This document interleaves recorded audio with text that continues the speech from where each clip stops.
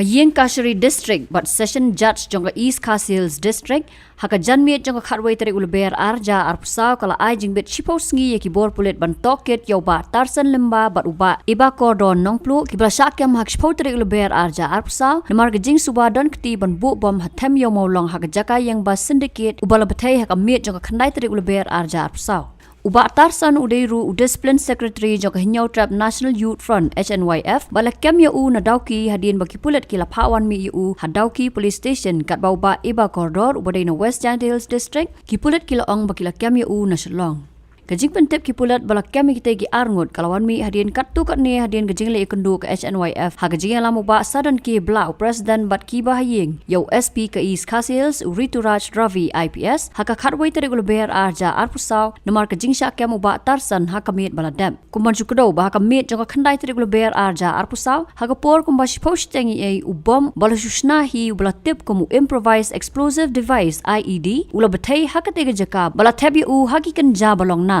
kini kejing betai ubam bala subashna dagi gelatin stick kala penpra ya kejing kerten bat wanra kejing pajet haki yeng bamarjan hakate kejaka shu laong bo wei briu bla tip kerteng kumu lakhan sing ulam mensau haka kejat jong u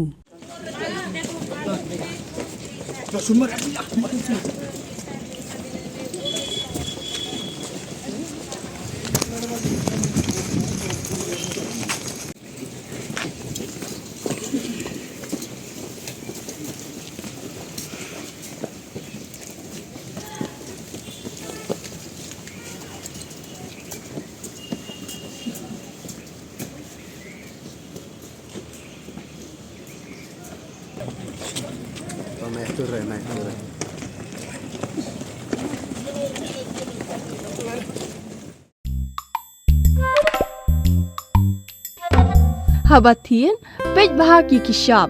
plus F. Ka plus F? Hakabam bangibam dunaki eki batai ye kamet. Namar kata habathiru atau kau kamlu ka umpnyang kadut pej ya ka Shah plus F haka jingsom. Yaki nutrient kumki vitamin bat ka ayan la aikan diat bat ka bathau bha kam khta ka dur jingki marbam ka jing mat lani ka rukom shed yaki. Balehi banai kita. Kadon ka we ka jing mentoy ba kongsan. Ka kot ka kia. Ka nutrition ba khambha ka jing im ba khambha pendon kam daki marba modon ka Shah plus F menta ka Sngi Lawan Ra Shapi Lingba ko office jong Commissionerate of Food Safety Meghalaya